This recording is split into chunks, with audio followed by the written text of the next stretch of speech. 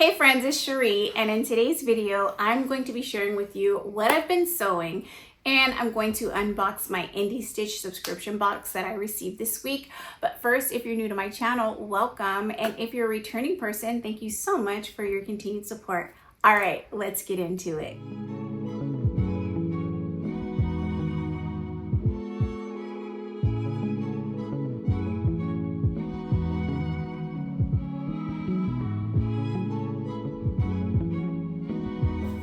As usual, we are going to start with our IndieStitch box subscription, and this is my IndieStitch box. If you're not familiar with IndieStitch, IndieStitch is a monthly sewing subscription service where they send you a garment project every single month, and in the box you receive all the things that you need in order to complete the garment project, as well as some additional sewing goodies.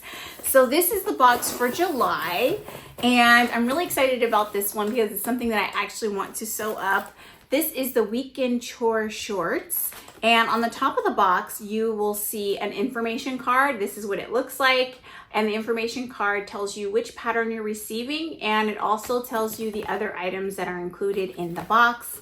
And so the weekend chore shorts pattern is by Matchy Matchy, and so inside the box we have a printed copy of the pattern, but you have to access the instructions for the pattern online. And so there is a coupon code on here where you can access the pattern and instructions, so you can also download the PDF version of the pattern as well, which is really great if you're a person who wants to be brave and cut right into your pattern. You can always save that PDF pattern and reprint it should you need a different size. So I really love that. There is also a QR code on this card that takes you directly to a sew along, and the sew along I believe is usually linked to the website, but there is a whole community that is on Facebook. So if you want to communicate with other sewists that are also sewing up this subscription box, you can absolutely join the Facebook group. This box came with 7 different fabric choices, and I chose to go with a beautiful fabric that I cannot wait to cut into. This is a viscose linen, so it's 85% viscose and 15% linen. And on the front of the fabric, which is always packaged in a plastic slip cover like this, there is washing instructions on how to care for the fabric, which I truly appreciate. I'm going to take this out. Now I have received a few other cuts of linen from my IndieStitch subscription, and every single cut has been lovely. This one is no different. It's nice and soft. Look at this bright color. Oh my gosh, I love this color so much. Now, if you remember, the last box that I received had a double gauze that was in a very similar shade, actually more deeper. It was more of an emerald green. And I actually started working on a pair of Joss pants. Now that wasn't the pattern in that box, but I did choose to use that pattern because it's one that I've been wanting to sew up for a while, and I can just tell you right now, I'm gonna love those pants. I'm almost done. The only thing I have to do is add the waistband, but the fabric is so lovely. I washed it, it sews up like a dream, and it's fantastic, and I expect nothing less. Every piece of fabric that I have received from IndieStitch so far has been really beautiful. This one is no exception. It's very nice and soft. I don't know how much fabric this is, but I'm going to guess that it's at least 2 yards because it is a shorts pattern, but it is hard to see based off of how it's been folded up. But they always give you the amount that you need to complete your project, and sometimes a little bit more. In most cases, I can get 2 projects out of 1 cut of fabric, but there have been a couple of times where I got just the right amount of fabric for the project. But regardless, I cannot rave more about the quality of the fabric that I've received, and this linen is stunning. I literally cannot wait to sew up the shorts. I'm going to give you a close-up of the card so you can see the shorts one more time. This is what they look like. They have some really nice deep pockets on them. It's going to be such a lovely project to sew up for summer. And I've actually never sewn a pattern from Matchy Matchy before, so this will be new for me. I'm happy about that. Okay, so the next thing in the box is the elastic for the waistband of the shorts. And this looks to be a generous amount of elastic. I'm gonna guess that I can use it for more than just one project, as I mentioned before with the amount of fabric. The next thing in the box is a flexible curve ruler. This is really a neat tool to have if you are altering garments. It's perfect for altering the crotch length in pants. You can curve this around your body. You can curve it around an actual printed pattern to reshape certain parts of a pattern. So I really think this is neat that this was included in the box. This is awesome. I already had one of these, so this is something that I'm probably either going to pass on to a friend or hold on to for a giveaway. But I'm so glad this was in the box because having tools like this is essential in your sewing kit. The next thing is some sewing pins, and this came at a perfect time because I'm going on my sorority retreat, y'all. It's happening. It is happening. The day that this video goes up, I will be getting on a plane to Dallas, and I'm really thrilled. But anyway, as I'm packing all of my sewing things, I realized I didn't want to take my big magnet pin holder. So this is perfect. This little wheel of pins is going to save me. It's nice and compact, and I can just throw it in my sewing supplies. Now in this little bag here, we have the matching thread. It is Gutermann thread, and we have 2 needles. They are universal flat shank needles, and these are an 80-12. And then we also have, it looks like thin interfacing. I could be wrong about that, but I think that's what this is.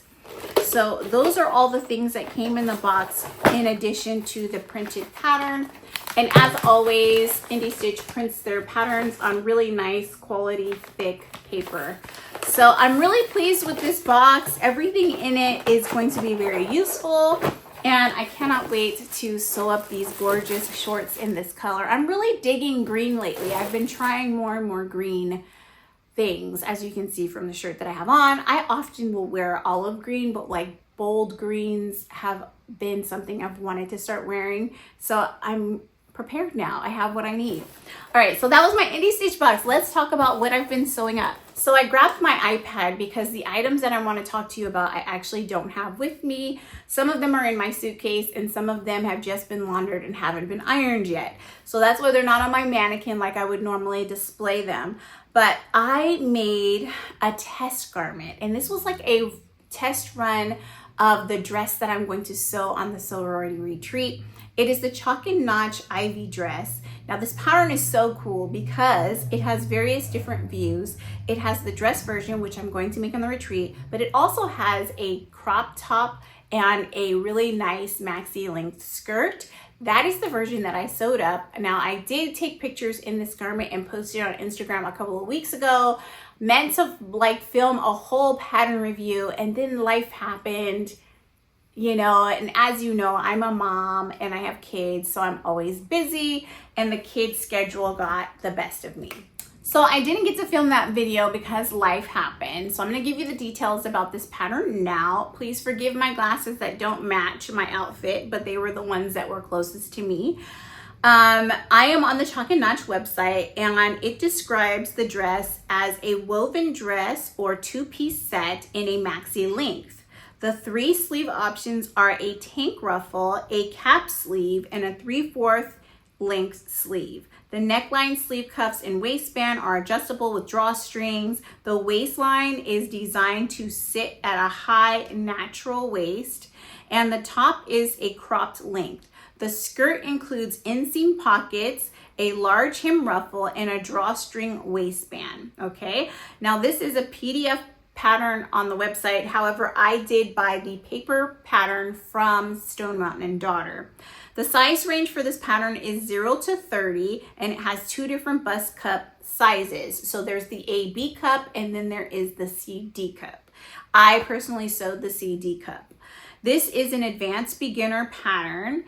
And let's see, there is the layering function on this pattern, and it also comes with a projector file, which is also very nice. I'll insert a picture of the pattern so that you know what I'm talking about. And I'll also try to insert a picture of the views available of this pattern. I don't think I shared the different views in my last video, but I'll make sure it's included in this one. All right, so I actually made the 3/4 length sleeve topped version, and then I made the skirt. I definitely included the pockets because girls, we gotta have the pockets, okay?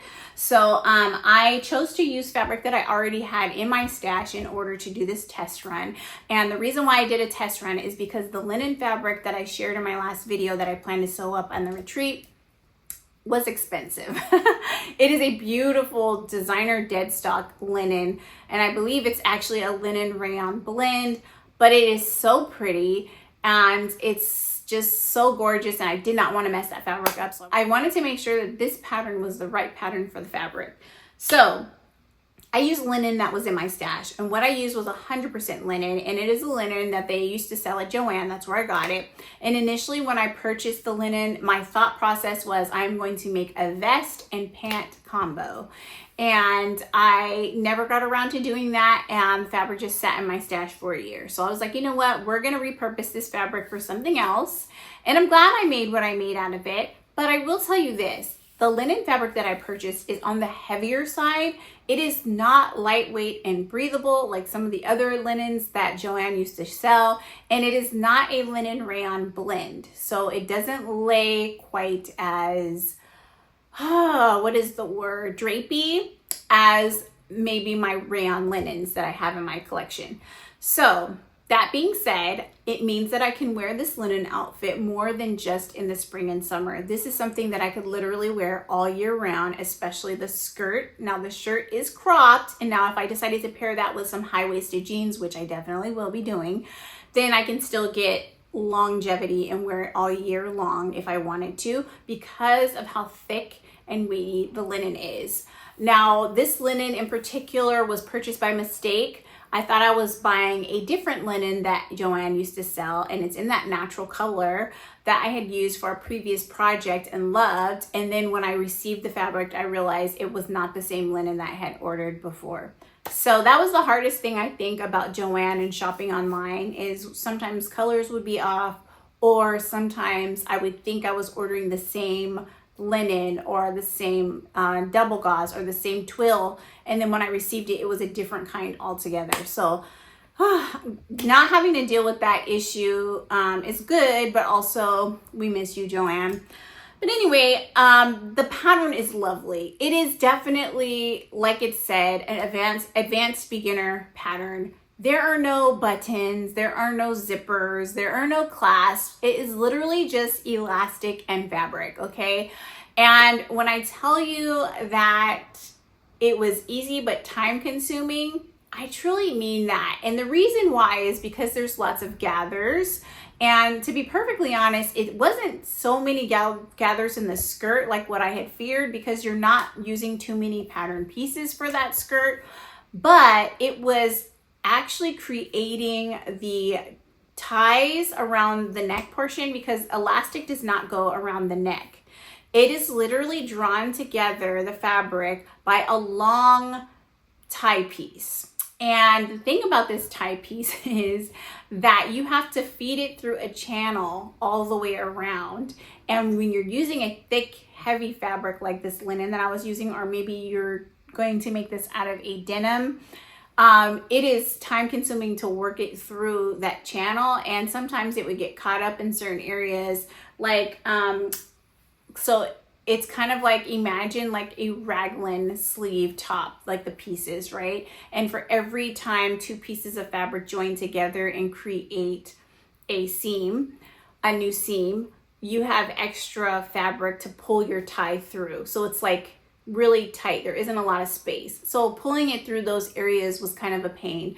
But friends, once you get your tie threaded all the way through and you cinch it up and you tie it the way you're gonna wear it, it's so cute. It's so worth it. It's so very cute. Now with the wrists being elasticated, that's a breeze, because there's only one joining area that's gonna be thick, and that's where you sew the front of the sleeve to the back of the sleeve. It's not gonna be multiple. You pull it right through, not a big deal. Not to mention that the elastic is 1/4 inch that comes through there. It just pulls through so much smoother. So that was smooth. Now the waist part, is a little bit more challenging because you have a longer way to pull the elastic through, but it's just so cute. It turned out lovely. I will probably make several of this top because I love it so much. And I may even do a version that doesn't have a tie and it just has elastic up top. I've made other things that have elastic up top just because I don't know that I love having to cinch it every time I want to wear it if it gets loosened in the wash or whatever. So that was lovely. Really enjoyed that. The skirt came together so quickly, so fast. And one interesting thing about the tie in the skirt is that it's not like the top. The top does not have elastic at the top. It literally, the neckline is just the tie that cinches the fabric. Well, in the waistband, it is the tie, but in the back, it's elastic. So you essentially take a piece of elastic and you sew a tie on the each end of the elastic. So the elastic is just the length of your back. And then the ties come through. You just run it all the way through the channel that you create for the waistband, and the ties are tied in the front, and no one even knows that there's elastic inside the waistband because you can't see it. So that was kind of neat. I hadn't done a waist tie like that before, and I really thought that was a neat idea, especially for us girls that like to eat and that grow in our clothes after we eat, okay? I know I'm not alone because you have that sneaky elastic and you don't have to like loosen your tie after a meal. So I thought that was really nice. The pockets on this pattern are nice and deep and really great. And the ruffle, like normally gathering on those ruffle layers will take me out and I'll be like, why did I pick this pattern? Oh wait, I love ruffles. You know, like it was not like that at all. I want to say it was just a front piece and a back piece that you gathered. It wasn't like 4 pieces to create that tier on the bottom. So it was nice and quick and easy to put together.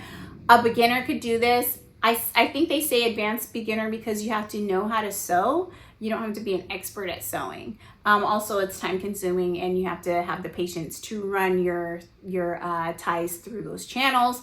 But other than that, it's just easy breezy, and I highly recommend it for my new sewers as well as my advanced sewist friends. So definitely check it out. Again, my fabric was 100% linen, and my next version, which I'll be sewing up this week on the retreat, is a linen viscose blend. Now, I have lots of things that I've packed for my retreat project that I don't know if I'm going to get to be perfectly honest. But this one I know I'm going to do because I've already cut it out and it's ready to go, and I'm really excited to wear it. It's going to be so pretty. And so I sewed up the CD cup instead of the AB cup, but I don't know that it really matters. I think I probably could have just sized up one size and done the AB cup and it would have fit just fine. But it's interesting because I don't think that I've ever purchased a cupped pattern that was elasticized or had a drawstring top, because they are generally made to have more fullness and they're bigger pattern pieces. So they usually just accommodate my bust okay, and I don't have to worry about cup sizes because it's not a form-fitting top. But there's a reason, there's a method to everybody's madness when they're coming up with techniques. So there's probably a reason why there's an AB cup versus a CD cup in this pattern. But I followed the size recommendations, made the CD cup, and it worked out perfectly. And 10 out of 10 for this one, and I will make more of the skirt, the top, and the dress, okay? Okay, the next thing that I worked on is actually a project that I shared with you before. It was something that was incomplete, and I finally got around to finishing it. It is the hoodie for my pink pajamas for the Sorority pink pajama party, okay? This is KnowMe pattern ME 2080 by the Stitch Fits, and it is the hoodie. It's a cropped hoodie. And when I tell you that this pattern is easy and there's no reason why I should have struggled the way that I struggled, I couldn't be more real, okay? Like the mistakes and the errors, and I don't even understand how I made the mistakes, but let me just walk you through. So in the previous video, I shared with you that I accidentally sewed one of the pockets higher than the other pocket. Like I needed to have basically folded it down a little bit more to make sure that they were even on both sides. Well, let's be real, friends. It is crunch time. The retreat is this week. I did not have time to unpick the zipper because yes, the pocket was attached to that side of that pattern piece before I sewed the zipper on. So part of the pocket was sewn into the zipper. I did not have time to take all of that apart. So I just left it. And I'm just going to roll with it. And I'm just going to pretend like it's not mismatch or uneven. That's the word, uneven. So, oh well. And you'll see the pictures. So you can tell me if it looks crazy and if I should have fixed it. But at this point, I probably won't care because it was one of those projects that by the end of it, I wanted to just run. I wanted to throw it and run away. So I thought I'd be clever. I mean, aside from the pocket thing, I was like, this is going to be the cutest little hoodie. I am here for this. But it's pajamas, right? So I want my hair to be protected. So your girl thought, let's go ahead and do a hot pink satin lining in the hood to protect my hair, right? That was what this was about. Now, I promise you, I used the same pattern piece for the hood, for the exterior fabric, as well as the interior, okay? And then I sewed them together so that they would look like one piece. Why was the satin one so much smaller than the velvet one? Now this is a stretch velvet. So in my mind, I'm thinking, oh great, at some point I must have stretched this out and that's why the pattern pieces are not lining up. That must be what it is because this is a stretch knit type of velour, velvety fabric, right? It's stretchy. So often when you try to combine a woven item with a knit item, they don't always mix well, right? So I thought that's what the issue was. I thought maybe the hood had grown and stretched based off of my mishandling of it and the fact that I had cut it so much earlier than when I had planned to sew it up, right? But I went ahead and attached these two together and I trimmed off the extra length and width off of this. I even stitched, you can't tell because it's hidden inside, but I actually pinched this and made it smaller so that it would fit the satin pieces. Then when I went to attach this to the hoodie, I learned that the actual stretchy velvet fabric was perfectly measured to fit the hoodie. The problem was not the exterior fabric. It had not been stretched out of shape. It was the lining that somehow was too small. And I don't understand why, considering I used the same exact pattern piece. I have no idea why that happened. And when I sewed them together, I treated them as one pattern piece. I don't get it. I don't get it at all. I don't know. Okay. But I had to basically take this off. I couldn't use it. And this is after adding the buttonholes and everything to add my drawstring. And then it was funny because when I had done the buttonholes, I realized afterwards that they didn't match up. So that was two issues with this hood. So I was like, you know what? I'm picking this off of the sweatshirt. It doesn't fit. I'll start over. And luckily I had just enough fabric left over to recut the hood. And I said, I'm not messing around with this satin lining this time around, although I do have some pink stretch satin, but I was saving that to make a beautiful dress. So I didn't want to cut into that just for the lining of a hood. For something that, you know, realistically, I'm just going to be wearing it as like a house coat. I'm not going to sleep in it. The other thing is I cut my wrist cuffs out of this fabric and it just wasn't stretchy enough. It did not give the stretch that I needed. So I did have to recut and sew cuffs out of a ribbing fabric, and I used the pink ribbing fabric that I used to make my pajama dress. So, and I'm saying pajama dress, but the dress is actually not a pajama pattern. Neither is this sweatshirt, so I'll be able to wear it for more than just this pink pajama party. I'll be able to wear it during the day as well.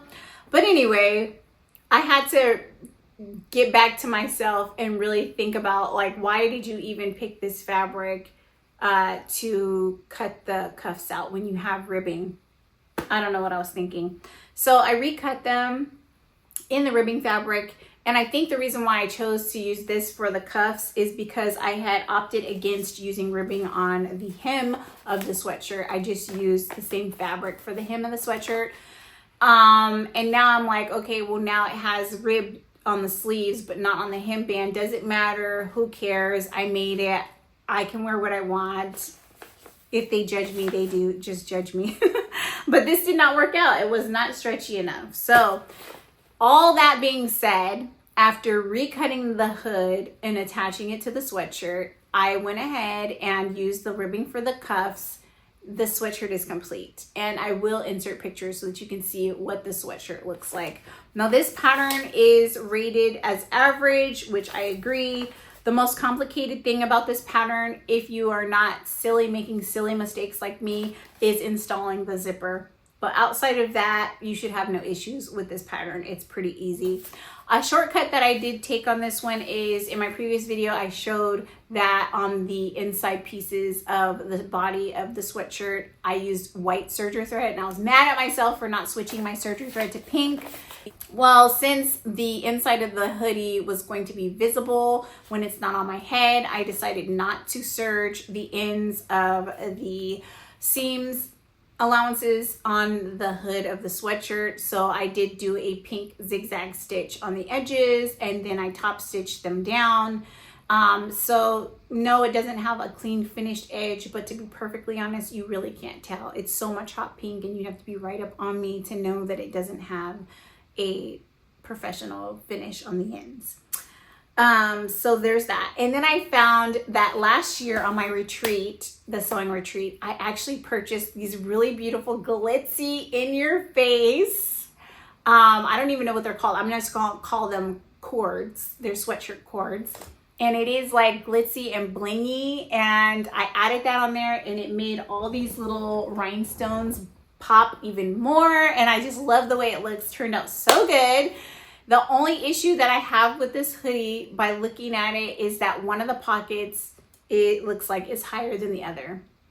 That's the only issue with this sweatshirt. And you know what? That sweatshirt's for home anyway, so I don't care. I don't care. I'm still gonna wear it, and I'm not gonna fix it. I'm gonna leave it alone, okay? Because if I mess with it now, something else could go wrong. Okay, so the next thing that I worked on is some project bags.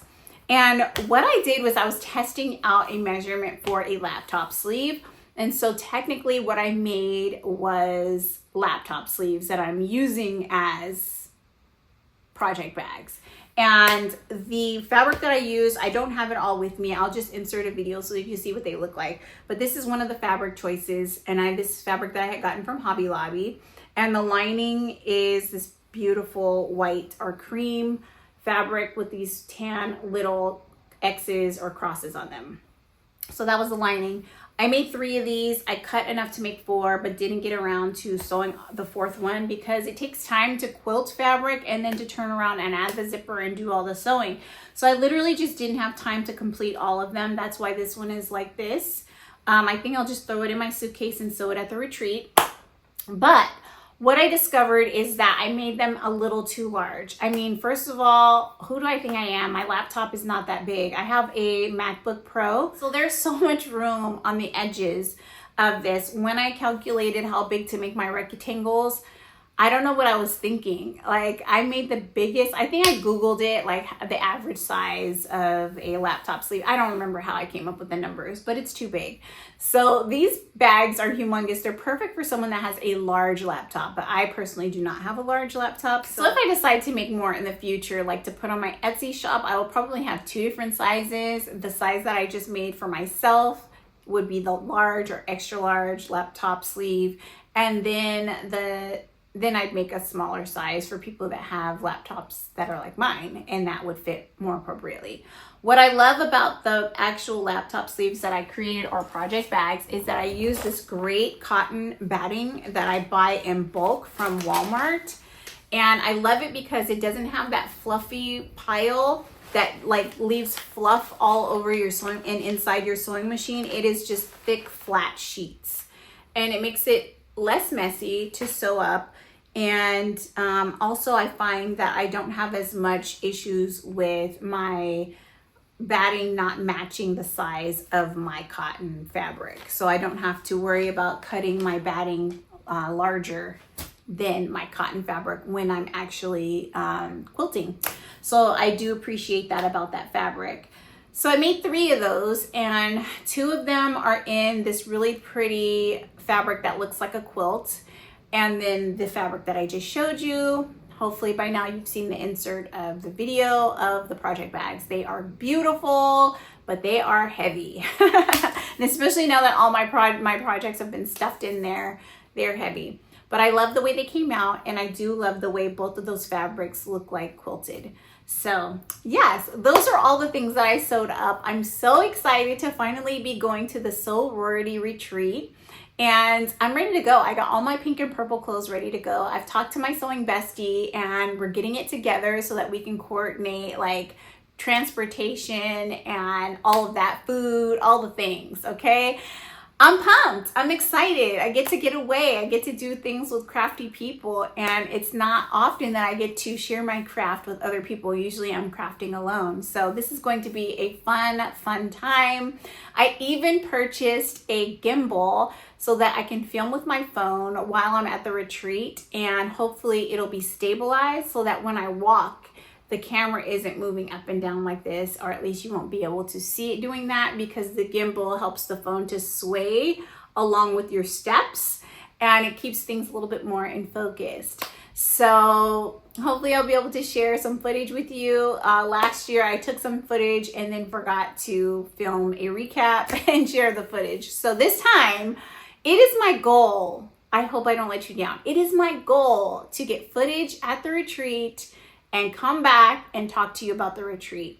But I gotta tell you, last year was a 10 out of a 10. And I'm only assuming that this year will also be a 10 out of 10. I will say this though, last time I wanna say we went in March, I can't remember. And this time we're in July, so it's gonna be 100 degrees or a little under 100 degrees. It's gonna be hot, okay? So it's gonna be a different experience in that regard. But we are staying at a ranch and they have air conditioning. So okay, I'm not too worried, okay? But yeah, so that's what's happening this week. So thrilled. I won't be doing any sewing at home, but I'll be doing lots of sewing at the retreat. Hopefully share some things on Instagram and YouTube. And then I will do a reveal video so that you can see the finished garments that I create at the retreat. And I did plan to make a new bag. We'll see if I get around to doing it. I packed the things, okay, just in case. And we'll see if I can get that done. But those are the things that are happening. Now, I have been mentioning about the fact that I'm on a weight loss journey and that I've been working out and I've lost 10 pounds. 10 pounds. Ah! I mean, some people may think that's nothing. To me, it's a big deal. And I still have 10 more to go. I thought I was going for 8, but I think it's going to be a 10 that I go for. And I am doing this to be healthy, but also to feel more confident and comfortable. And the things that I'm doing are all healthy things. In my last video, I had a couple of people message me asking me to share what I'm doing in my journey, and I will do a video about that. But I gotta tell you right off the bat, I am not someone that is really good about restricting as far as eating. I don't fast because I can't. I get lightheaded. I can't function, and I'm a person that's on my feet 12 hours a day with small children. So I have to be clear of mind. I have to be able to focus and I not feel like I'm a walking bobblehead. Like I have to be comfortable. So cutting portion sizes, that is something that has been a huge help for me. So I definitely eat smaller portions. I had to figure out how many calories were appropriate for my age, height, and my goal weight. So I adjusted my calories. And now I actually get active, and I am not a person that loves the gym. Pre-children, my husband and I for years went to the gym together every day after work and even on the weekends. He continued with that, schedule all throughout us raising our kids, and I fell off once we had our first baby. I mean, I started doing other things, like I would walk 2 miles a day pushing a 6-passenger stroller for my business every day. And I stayed really strong that way. Well, we moved to a home that has a large yard, so now I have a playground. And in having a playground here at the house means I don't have to go to the park all the time. And that is when I really started to see my body transform, because I stopped doing that 2-mile walk with the resistance of pushing a 6-passenger stroller every day. I look back at pictures and I was so cute. Like at the time I felt like I was too skinny. Like, is that a thing? Apparently I thought I was too skinny to be my age. Like I wanted to have womanly curves and I just didn't have that. And I took for granted the body that I had, the body that God blessed me with, the body that allowed me to produce 2 beautiful children. And now I'm like, I want that body again. Boy, oh boy, oh boy. You never know what you got until it's gone, okay? So anyway, when I sat down and I thought about like, what did I used to do to work out that made me feel good on the inside and good about myself? And what I realized was being outside. So, you know, I do a lot of outdoor things, lots of walking. I've recently started riding bikes with my kiddos. I'll insert a picture of me on a bike. But yeah, I will share all the details in a future video because that's not what this video is about. But I do want to let you know that I saw your comments and I will share my journey and also my progress and goals. So that's coming. Additionally, I only got a couple of people that let me know which tutorial that they want with regards to the denim bag. So I am just going to go with the original plan and I am going to do the denim bag with the front and the back pocket on each side. So if you were a person who wanted the tutorial with the front of the jeans on one side of the bag and the back of the jeans on the other side of the bag, that is not the video that I'll be filming. And that video is coming up soon. I just wanted to give people enough time to vote, and not very many people actually submitted their idea or comment. If I have time, I will try to do both bags. But if I don't have time, I will focus on the one that I initially shared with you in the first place. So that's that. I also have some fun collaborations coming up that I can't wait to share with you with companies that actually are things that I think you'll like. So stay tuned for that. Well, that's everything that I wanted to share with you. I hope you enjoyed this video. If you did, please do give me a thumbs up. If you haven't already, please do subscribe to my channel. Don't forget to check out IndieStitch. If you use the link in the information section, it's an affiliate link, so I will get a small commission. All commissions go right back into my channel. And I hope you have a fantastic day and a wonderful week. I'll talk to you very soon, and happy sewing to you, my friends. Bye.